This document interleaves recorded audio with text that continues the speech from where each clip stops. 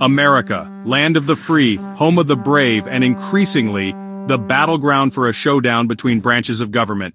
We're talking about judges, folks. Specifically, the question of whether some judges are pushing the boundaries of their power. Judicial activism, as it's called, has become a political hot potato. One side yells overstep, the other cries independence. So, buckle up as we unpack this legal drama. We'll look at some eyebrow-raising cases and the reactions they've sparked. Fasten your seatbelts, it's going to be a bumpy ride.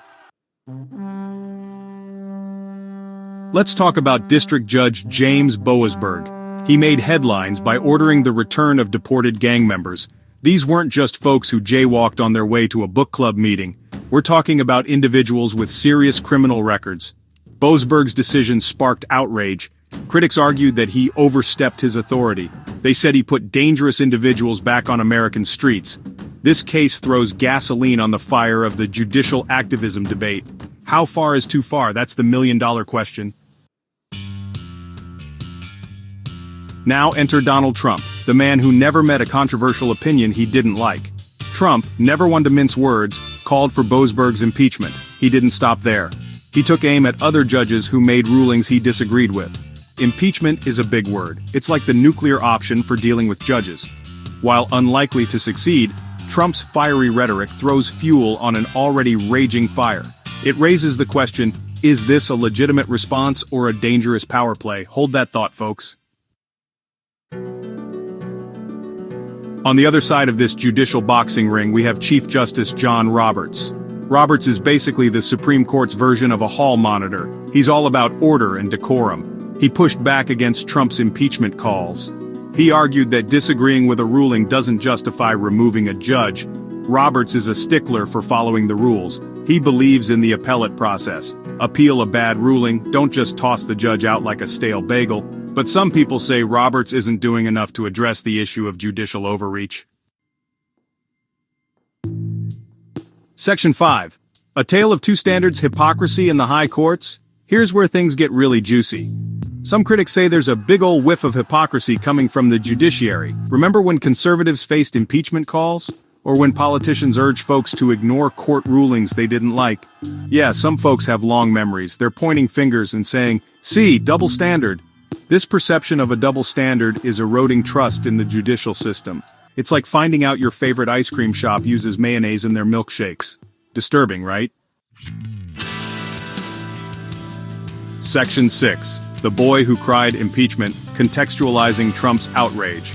Now let's talk about Trump for a second. The man's been impeached more times than a cheap phone screen. He's faced a constant barrage of attacks and investigations. So when he cries foul, some people roll their eyes. They see it as just another Trumpian tantrum. But here's the thing, even a broken clock is right twice a day. Trump's complaints about judicial overreach, while often hyperbolic, touch on a real concern. It's like finding a diamond in a dumpster fire. Valuable, but surrounded by garbage. Section 7. Beyond Rhetoric, Solutions for an Overreaching Judiciary. Okay, so we've established that the judicial system is about as clear as a mud puddle right now. What do we do about it? Well, there are a few options on the table. One idea is to implement stricter guidelines for judges. Think of it like a diet plan for judicial power. No more midnight snacking on legislative authority. Another proposal is to give more power to the people. Let's make judges directly accountable to the voters, some folks argue. Of course, each of these solutions comes with its own set of pros and cons. Section 8. The People's Court: Public Pressure and Judicial Accountability. Ultimately, the power to rein in an overreaching judiciary lies with, you guessed it, the people. Public pressure can work wonders. Think of it like a Twitter mob, but for good. When citizens speak up and demand accountability, politicians and judges listen. It's also crucial to educate ourselves about the judicial system. Knowledge is power, folks. The more we understand about how the courts work, the better equipped we are to spot and challenge abuses of power. Section 9. Conclusion: Finding Balance on the Scales of Justice. So there you have it. The American judicial system in a nutshell. It's a system built on a delicate balance of power. When judges overstep, it throws the whole shebang out of whack. The question of how to address judicial activism is complex. There are no easy answers. But one thing's for sure, we need a system that's fair, impartial, and accountable. And that's something worth fighting for. That's our show, folks. Good night.